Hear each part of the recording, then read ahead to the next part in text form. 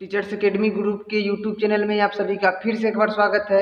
तो गाइज आज जो हमारा सेशन होने वाला है बाल विकास व शिक्षण शास्त्र child development and pedagogy section का थर्ड टॉपिक, जो हमारा ऑफिशियल सिलेबस है उस सिलेबस के अकॉर्डिंग हमारा आज तीसरा टॉपिक स्टार्ट हो रहा है इस सेशन में। तो गाइज जितने भी स्टूडेंट इस सेशन में नए जुड़े हैं वो चैनल को लाइक करेंगे, वीडियो को लाइक करेंगे, चैनल को सब्सक्राइब करके और शेयर करेंगे। और गाइज आज का जो थर्ड टॉपिक है उस टॉपिक का नाम है influence of heredity and environment, यानी अनुवांशिकता एवं वातावरण का प्रभाव। और गाइज ये जितना जो भी हम पॉइंट बताने वाले हैं आप लोगों को वो सभी है आपका फुल्ली एनसीईआरटी बेस्ड, क्योंकि सीटेट में जो क्वेश्चंस पूछे जाते हैं वो एनसीईआरटी बेस्ड ही क्वेश्चंस पूछे जाते हैं। अरिहंत, उपकार ये सब बुक से क्वेश्चंस नहीं राइज किया जाता है। जो भी क्वेश्चन राइज होता है वो टोटली एनसीईआरटी बेस्ड है। अगर आपको विश्वास नहीं है तो जाकर के प्रीवियस ईयर देख सकते हैं। प्रीवियस ईयर में एक भी क्वेश्चन जो प्रैक्टिस सेट का क्वेश्चन दिया जाता है उससे आपको मैचेबल नहीं होगा। चलिए तो हम विषय वस्तु को स्टार्ट करते हैं। आप लोग जान चुके हैं कि इस चैनल पे एनसीईआरटी बेस्ड तैयारी कराई जाती है। अब हम आ गए हैं आपके लिए लेकर के आज का थर्ड टॉपिक। तो गाइज कॉपी पेन साथ में लेकर के रहिए, ध्यान से सुनिएगा। जिन्हें नोट्स चाहिए वो बताएंगे, लास्ट में हम सभी कंटेंट को धीरे धीरे स्क्रॉल करेंगे और आप उसका स्क्रीनशॉट कर सकते हैं, पीडीएफ भी प्रोवाइड करा दिया जाएगा। चलिए तो हम विषय वस्तु को स्टार्ट करते हैं, अनुवांशिकता एवं वातावरण का प्रभाव। तो गाइज चैप्टर को स्टार्ट करने से पहले आप लोगों को बता दें कि पहले टॉपिक 1 में हम लोग विकास पढ़े थे, टॉपिक 2 में विकास का सिद्धांत पढ़े थे। तो देखिए गाइज जो विकास होता है, बालक की विकास होता है तो उसमें प्रमुख 2 का भूमिका होता है। एक तो आपका हेरिडिटी का, कलर तो पहले हम चेंज कर लेते हैं गाइज क्योंकि रेड में रेड अच्छा लगता नहीं है। फर्स्ट होता है अनुवांशिकता तो दूसरा होता है वातावरण। यही दोनों के परस्पर अंतःक्रिया के फलस्वरूप बालकों का विकास होता है या पशुओं का विकास होता है। ठीक है, जितने भी जीवित प्राणी होते हैं उनके विकास में, उनके डेवलपमेंट में इन्हीं दोनों का प्रमुख अहम योगदान होता है। जैसे अगर हमें भवन बनाना होता है तो पहले नींव देना होता है, उसके बाद हमें ऊपर मकान खड़ा करना होता है। उसी तरीके से बालक के विकास में अनुवांशिकता जो है नींव का काम करता है और भवन रूपी निर्माण में जो जो सामग्रियां चाहिए वो सामग्री आपको वातावरण से उपलब्ध होता है। तो इसका तो हम गाइज कुछ सारांश समझाए हैं, ऐसे ही झलक दिखलाए हैं। तो चलिए अब हम दिखलाते हैं आपको यह एनसीईआरटी किस प्रकार का नोट्स हम तैयार किए हैं। और हाँ गाइज इसी नोट्स से मेरा ऑफलाइन क्लासेस भी चलता है और मैंने जो नोट्स क्रिएट किए हैं खुद से हैंड रिटेड, उससे मैंने 110 मार्क्स इस बार के सीटेट में गिन किए हैं, वो भी स्पेशली सीडीपी में 28 मार्क्स गिन किए हैं। जाकर के मेरे वीडियो के थंबनेल में आप लोग देख सकते हैं, किसी और वीडियो के, इस वीडियो के थंबनेल में नहीं है। चलिए तो हम स्टार्ट करते हैं। फर्स्ट है हम पढ़ेंगे अभी अनुवांशिकता। देखिए गाइज आप लोग अनुवांशिकता का मतलब जानते हैं लेकिन ये नहीं जानते हैं कि ये जो घटना घट रहा है कि कोई आपके समाज में, घर में अगर कोई किसी तरह के बीमारी से ग्रसित है, जन्म से ही उसे बीमारी है, तो आप जानते हैं कि ये इसको बीमारी जन्मजात है, बोलते हैं कि जन्मजात है। लेकिन अगर हम औपचारिक भाषा में बोले, उसे अगर हम मान्य भाषा में बोले, मनोविज्ञान के भाषा में बोले तो वो हमारा अनुवांशिकता का संबंध बताएगा। अगर आपके घर के बच्चे में किसी को किसी प्रकार की कोई बीमारी हुई है जन्मजात, तो ये कोई नई नहीं है। हो सकता है कि आपके पीढ़ी में आपसे पहले आपके दादाजी में रहा होगा, आपके पिताजी, और आप में नहीं है तो आपके संतान में हो सकता है। तो यही है अनुवांशिकता। तो इसके बारे में अब हम जान लेते हैं पूरे व्याख्या के साथ कि प्रत्येक बच्चा कुछ जन्मजात गुणों को लेकर पैदा होते हैं। जी बिल्कुल, कोई भी बालक जो है ब्लैंक पैदा नहीं होता है, कुछ न कुछ गुण को लेकर के ही पैदा होता है जो कि उसे माता पिता एवं अन्य पूर्वजों से प्राप्त होता है। इसे ही अनुवांशिकता कहा गया है। ध्यान से सुनिएगा गाइज कि जो गुण लेकर के बालक पैदा होता है वो गुण है अनुवांशिकता कहलाता है। अगर ये बात को अगर तक कन्फ्यूजन होता है कि नहीं स्टूडेंट को कि सर जो बालक में गुण पाया जाता है क्या वो 100% हेरिडिटी का ही है? जी नहीं, कोई ज़रूरी नहीं है कि हेरिडिटी हमेशा 100% होगा। हम आपको बता दें कि आनुवंशिकता जो है, आनुवंशिकता से जो गुण प्राप्त होता है वो एक संभावना के रूप में होता है और परिस्थिति के अनुसार कम या अधिक विकसित होता है। हेरिडिटी से जो गुण मिलता है, और हेरिडिटी के अलावे जो कुछ भी परिवर्तन होता है, जो कुछ भी बदलाव होता है, वो आपके वातावरण के अकॉर्डिंग आएगा। लेकिन अभी वातावरण तो टॉपिक है नहीं, इसके बाद होगा। चलिए इसी वीडियो में होगा। तो कुछ आनुवंशिकता का और हम बात जान लेते हैं कि माता पिता से उनके बच्चों में शारीरिक गुण संगठन जीन द्वारा होता है, जीन द्वारा ट्रांसप्लांट होता है। और इस ट्रांसप्लांट यानी संचरण के अध्ययन करने वाले विज्ञान को आनुवंशिकता या वंशानुक्रम का संज्ञा दिया गया है। और इन्हीं द्वारा व्यक्ति अपने माता पिता से उनके गुण, माता पिता का गुण, कुछ शारीरिक संगठन भी प्राप्त करता है। जैसे देखते होंगे कि आपके घर के बगल में या आपके फैमिली में ही आपके अंकल का लड़का आपके अंकल के कलर का हुआ, यानी ब्लैक है तो ब्लैक हुआ, कम हाइट वाले हैं तो कम हाइट वाले हुए। जैसे हाथ और पैर का उंगली उनके जैसा हुआ, तो ये हाथ पैर का जो उंगली का आकार प्रकार रंग रूप जो हुआ, ये आपका हेरिडिटी का हुआ। ठीक है, हेरिडिटी आनुवंशिकता। अब इसके बाद वो किस प्रकार का बिहेव करता है वो तो आपको वातावरण पे भी निर्भर करेगा और हेरिडिटी पे भी निर्भर करेगा, तो वो भी हम आपको बताएंगे। अब देखिए कि ये जो आनुवंशिकता का कुछ जो इम्पोर्टेंट पॉइंट है इससे संबंधित, इससे क्वेश्चंस मात्र एक बार एक क्वेश्चन यहाँ जो अभी डिस्प्ले पे जो दिख रहा है, इतना के बारे में चर्चा करते हैं। इतना से आज तक एक ही क्वेश्चन पूछा गया है, और खास करके देखा जाए तो हर ईयर एक एक क्वेश्चन इस चैप्टर से पूछे जाते हैं, कभी कभी दो दो। और ये ऐसा टॉपिक है कि गाइज 100% हर ईयर क्वेश्चन आते ही आते हैं। तो चलिए, मानव जीवन की शुरुआत जो है एक गर्भित अंडाणु में होता है, यानी गुणसूत्र जो 23 जोड़े गुणसूत्र होते हैं और 46 उसे हम लोग कहते हैं। यानी मानव जीवन की शुरुआत एक गर्भित अंडाणु में क्रोमोसोम्स के 23 जोड़ा यानी 46 क्रोमोसोम्स से होता है, जिनमें से 23 क्रोमोसोम्स माँ से तथा अगले 23 क्रोमोसोम्स पिता से मिलता है। और इन 46 क्रोमोसोम्स में 44 क्रोमोसोम्स जो है एक समान होता है, जो माता पिता में समान होता है। बाकी बचा दो जो हुआ एक पेयर, उससे आपका लिंग बनता है कि लड़का पैदा होगा या लड़की पैदा होगा, XY जो है वो। तो यही जो 44 है ये माता पिता में समान होते हैं, और ये समान क्रोमोसोम्स को ऑटोसोम्स के नाम से जाना जाता है। क्वेश्चन यही पूछ सकता है कि जो माता पिता दोनों में मिलाकर के जो 44 क्रोमोसोम्स समान होते हैं उसे किस नाम से जाना जाता है, तो ऑटोसोम्स के नाम से जाना जाता है।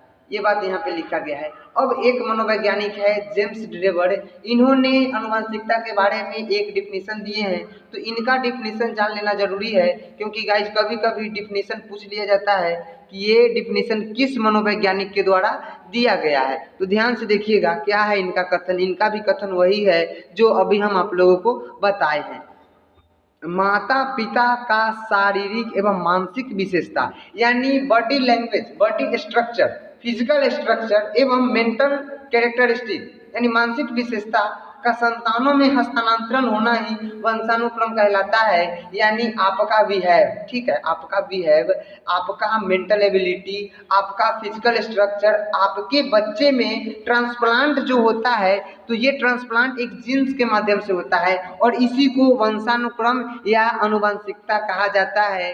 गाइस आप लोग समझ गए होंगे, तो एक बार ये टाइप करेंगे। और नए स्टूडेंट के लिए हम आपको कहना चाहते हैं कि आप अगर इस चैनल पे अच्छे ढंग से तैयारी करना चाहते हैं, आप सोच करके आए हैं कि हमें सीटेट एक बार में क्वालिफाई करना है, वो भी अच्छे मार्क्स से, तो जल्द से ही बिना समय गवाए चैनल को सब्सक्राइब कर लीजिए और नोटिफिकेशन ऑन कर लीजिएगा।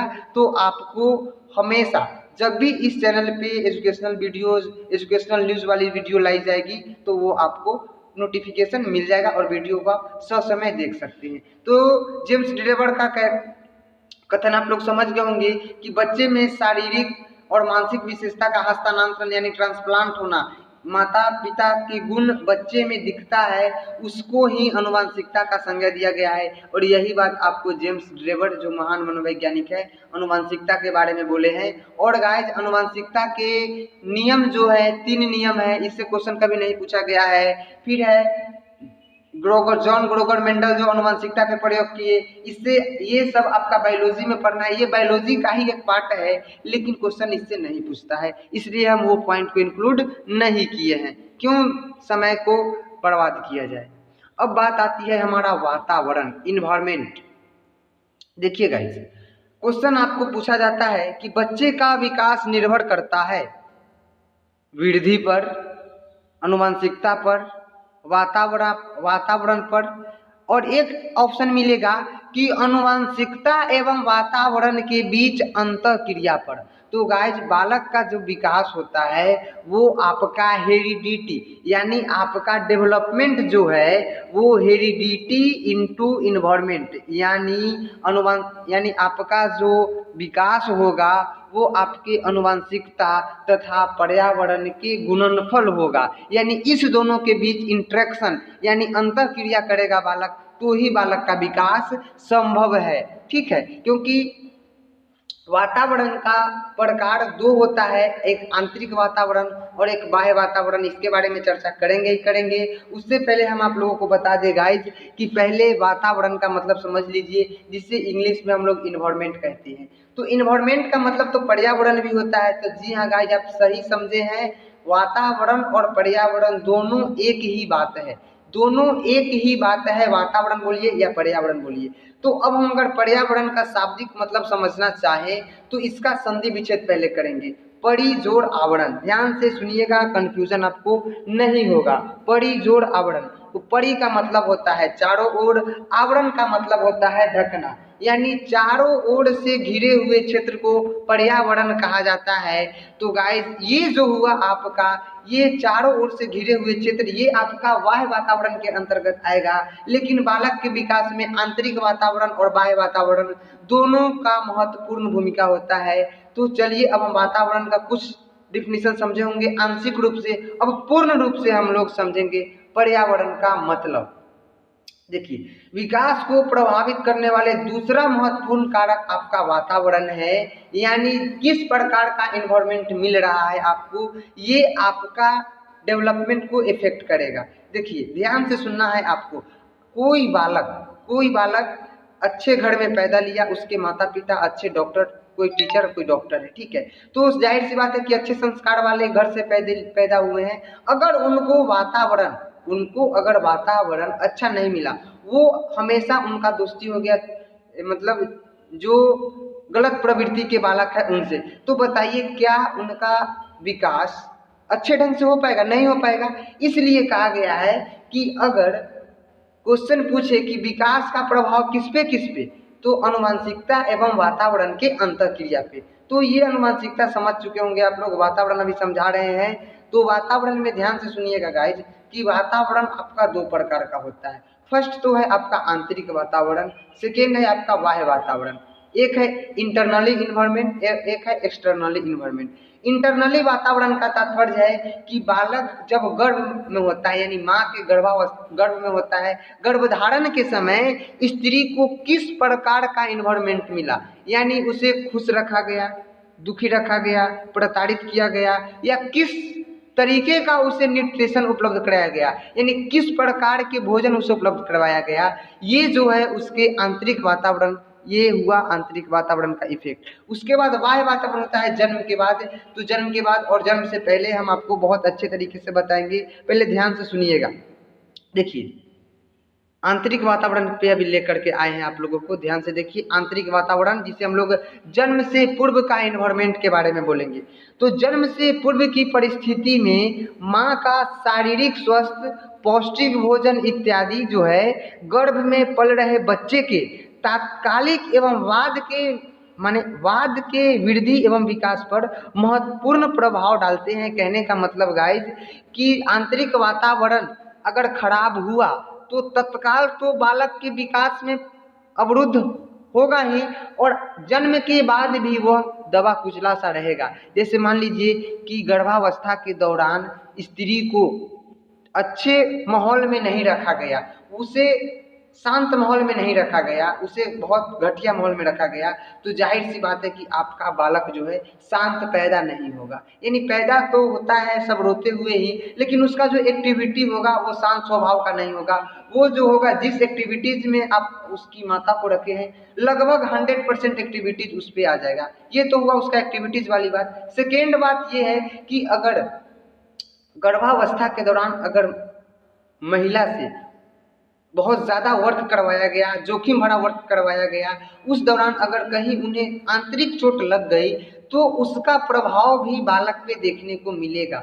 और ये प्रभाव तात्कालिक के साथ साथ यानी चोट लगने के समय तो होगा ही होगा, उसके बाद आगे समय तक, आगे लंबे समय तक भी ये आपको चलता रहेगा। जैसे कि गर्भावस्था के दौरान अगर महिला को आयोडीन युक्त भोजन नहीं दिया गया तो आपका बालक जो है घेघा पैदा लेगा, ठीक है, और ये जीवन पर्यंत उसे ये बीमारी से छुटकारा नहीं मिलने वाला है। तो ये हुआ आपका आंतरिक वातावरण। अब हम गाइस पढ़ेंगे बाह्य वातावरण। तो बाह्य वातावरण के भी कुछ प्रकार है। बाह्य वातावरण के अकॉर्डिंग क्या क्या आते हैं इस पे तो चर्चा चलेगा ही चलेगा। बाह्य वातावरण जन्म के पश्चात यानी जन्म के बाद। अब जन्म के बाद बालक को किस प्रकार का वातावरण मिला, यानी जन्म लिया बालक, वहाँ का माहौल कैसा है, वहाँ का इन्वायरमेंट कैसा है, वहाँ का वायु कैसा है, वहाँ का कल्चर कैसा है, वहाँ का सोसाइटी कैसा है, ये सभी जो है बाह्य वातावरण के अकॉर्डिंग आता है। तो फर्स्ट है आपका भौतिक वातावरण, यानी जन्म के बाद भौतिक वातावरण के अंदर आएगा आपका रंग रूप। अगर किसी बालक का जन्म इंग्लैंड में हुआ, ठीक है, इंग्लैंड में हुआ, उसको आप लेकर के वेस्ट इंडीज चले जाइएगा तो वो व्हाइट नहीं होगा, वो आपका ब्लैक हो जाएगा। उसे श्रीलंका भी ले जाइए ना, वो ब्लैक हो जाएगा, ठीक है। तो ये हुआ आपका भौतिक वातावरण। तो बालक के विकास पे आनुवंशिकता एवं वातावरण का प्रभाव पड़ता है। कभी भी ये नहीं कहना है आप लोगों को कि बालक के विकास पे केवल आनुवंशिकता यानी हेरिडिटी का ही प्रभाव पड़ता है। आपको बता दिए कि अगर आनुवंशिकता होता 100% तो आपका जो बालक जन्म लेता व्हाइट, तो वो व्हाइट ही रह जाता। अगर आपका बालक आप अच्छे नेचर के हैं तो आपका बालक अच्छे नेचर के ही होंगे, ये संभावना है, ठीक है। उसे अगर इन्वायरमेंट अच्छा मिला तो ही वो अच्छा हो पाएगा। इसलिए कहा गया है कि आनुवंशिकता जो है वो एक संभावना है, इसे कभी भी हम 100% नहीं कह सकते हैं। अब बात आती है सामाजिक वातावरण, सोशल इन्वायरमेंट का।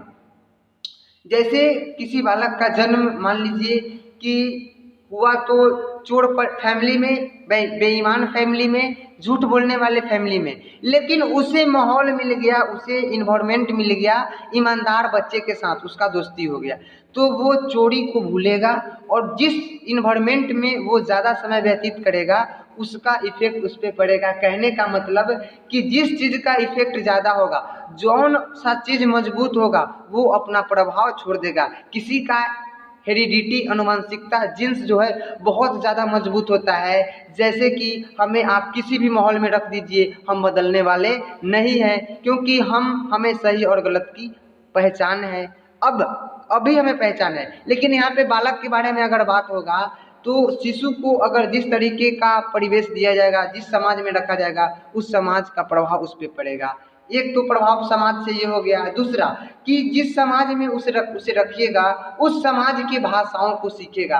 अगर बालक का जन्म आपका इंग्लैंड में हुआ है तो इंग्लैंड का मदर टंग इंग्लिश है, उसे आप इंडिया में ले आइएगा तो जैसे ही वो कुछ समय रहेगा तो वो सीख जाएगा आपका हिंदी। तो ये हुआ उसका समाज का प्रभाव पड़ गया उसके विकास पे। उसके बाद है आपका इकोनॉमिकल, आर्थिक वातावरण। तो देखिए आर्थिक वातावरण भी बच्चे के विकास को प्रभावित करता है। जैसे कि अगर किसी बालक को पैसे की समस्या है तो वो हमेशा डिप्रेशन में रहेगा कि हमें पैसे कहाँ से आएंगे।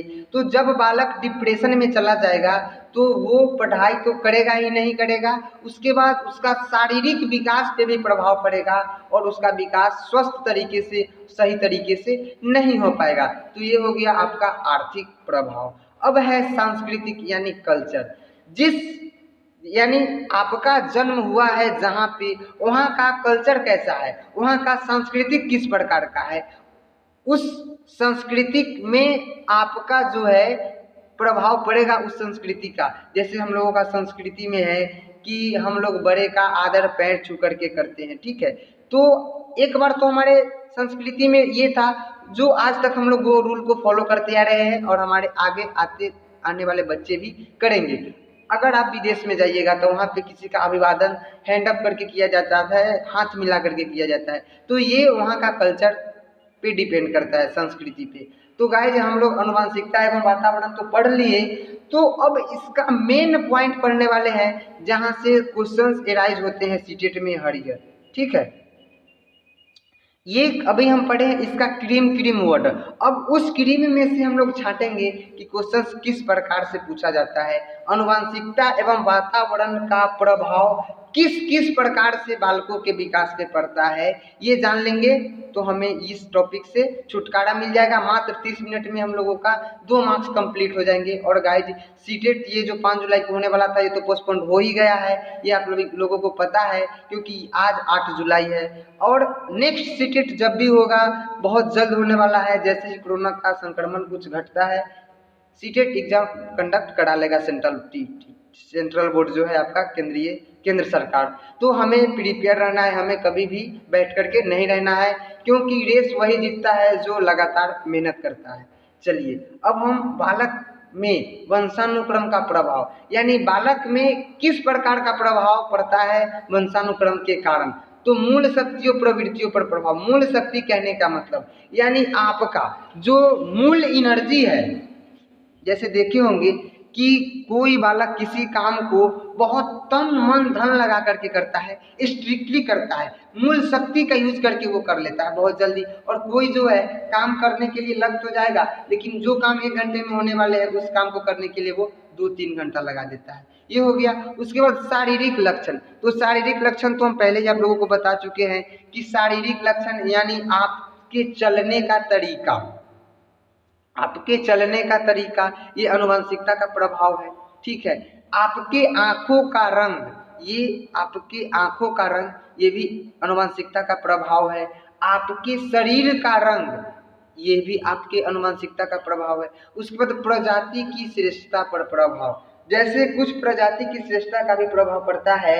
जैसे कुछ कास्ट के लोग जो होते हैं, कुछ कास्ट के मनुष्य जो होते हैं वो स्टैंडर्ड लेवल से होते हैं, स्टैंडर्ड लेवल से रहते हैं, जिन्हें शुरू से ही देखने को मिला है। ये हो गया। तो ये ज़्यादा आपका हो जाएगा वाय वातावरण के अकॉर्डिंग। तो ये एग्जाम्पल छोड़िए, प्रजाति कहा गया है तो यहाँ पे हम लेते हैं मनुष्य और पशु का तुलना करेंगे, आप समझ जाइएगा। जैसे मनुष्य का जो भी जाति का जो प्रभाव देखा जाता है वो आपका आनुवंशिकता से जुड़ा हुआ है। उसके बाद कुछ पशु पक्षियों का जो जीन्स होता है उसमें उनमें देखा जाता है, तो ये प्रजाति की श्रेष्ठता पर प्रभाव हो गया। व्यवसायिक योग्यता यानी व्यवसाय, जैसे कोई बिजनेसमैन के घर में बालक पैदा होता है तो उसका माइंड हो सकता है कि शार्प होगा, ये संभावना है, ठीक है। संभावना हम बता रहे हैं, ये नहीं कि बिजनेसमैन के बालक जितने भी पैदा लेते हैं सभी बिजनेसमैन ही बनते हैं, कोई कोई चोर डकैत भी बन जाते हैं, ठीक है। चलिए अब नेक्स्ट है सामाजिक स्थिति पर प्रभाव। ये भी आपका समाज में समाज में जो सिचुएशन है उस सिचुएशन के अकॉर्डिंग किस तरीके का बिहेव अपनाते हैं, वो भी आपका हेरिडिटी से संबंध है। आपका चरित्र, अगर आप कोई गलत काम करते हैं तो क्या कहा जाता है कि इसका चरित्र ही ऐसा है, इसका मतलब फैमिली का चरित्र ही ऐसा है, तो ये आपका हेरिडिटी से संबंध है। महानता यानी आप किसी काम को कितने गंभीरता से करते हैं, ये आपके शारीरिक ग्रोथ, तो आपका जो ग्रोथ हो रहा है, वृद्धि हो रहा है, इसमें आनुवंशिकता के साथ साथ आपका एनवायरनमेंट का भी इफेक्ट है। जैसे एज फॉर एग्जांपल कोई आपका जो एक्सेप्शनल में होता है कि उसे कितना भी खिला पिला दीजिए वो मोटा ताजा होगा ही नहीं, वो केवल पतला का पतला ही रह जाता है। तो वृद्धि पर भी प्रभाव आनुवंशिकता का होता है। अब है हमारा वातावरण का प्रभाव, ध्यान से सुनिएगा। वातावरण का प्रभाव में शारीरिक अंतर का प्रभाव। जी गाइस, शारीरिक अंतर, जैसे मान लीजिए कि दो बालक जन्म लिया जुड़वा, ठीक है, जुड़वा बालक जन्म लिया, एक रह गया घर में बैठ करके पढ़ाई किया और एक जो है खेतों में काम किया। तो जो खेत में काम किया है और इस दोनों के बीच के शरीर को अगर आप मैचिंग कीजिएगा तो हो सकता है कि ये इसका रंग थोड़ा व्हाइट होगा, ये सफ़ेद होगा, ये उजला होगा और ये थोड़ा सा ब्लैक हो जाएगा। तो ये आपका वातावरण का प्रभाव शारीरिक अंतर पे भी देखने को मिलता है। ये रंग रूप में हो गया। उसके बाद किस प्रकार का आप भोजन का यूज करते हैं, किस चीज का सेवन करते हैं, इससे भी आपका शारीरिक अंतर पर प्रभाव पड़ेगा। और जो भी चीज आपको बाहर से मिल रहा है वो सभी बाह्य वातावरण के अकॉर्डिंग आ रहा है। उसके बाद मानसिक विकास, देखिए किसी अच्छे व्यक्ति को अगर हमेशा डिप्रेशन में रखा जाए, डिप्रेस करके रखा जाए, दाब करके रखा जाए तो उनका मानसिक विकास पे प्रभाव पड़ेगा, उनका मेंटल डेवलपमेंट रुक जाएगा, उनका जो पहले की दर की अपेक्षा विकास नहीं होगा, कम मात्रा में विकास होगा। तो ये है वातावरण का प्रभाव जो मानसिक विकास पे भी पड़ता है। प्रजाति की श्रेष्ठता तो बता चुके हैं। बुद्धि, तो बुद्धि यानी आपका किस प्रकार आप अपने इंटेलिजेंस का, बुद्धि का इन्वायरमेंट में यानी वातावरण में किस तरीके से यूज करते हैं, किस प्रकार के समस्या को समाधान करने में किस प्रकार का बुद्धि का यूज करते हैं, ये आपका वातावरण निर्धारित करता है, परिस्थिति निर्धारित करता है, सिचुएशन निर्धारित करता है।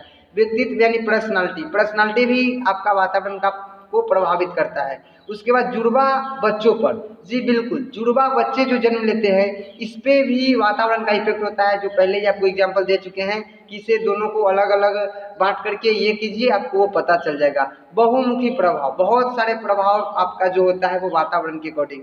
तो अब गाइस थोड़ा सा एक और पॉइंट बचा हुआ है, उसे हम लोग रीड कर लेते हैं, उसके बाद सेशन को एंड करेंगे। लाइक शेयर सब्सक्राइब कर लेंगे जो नहीं किए होंगे, शेयर तो करेंगे ही करेंगे।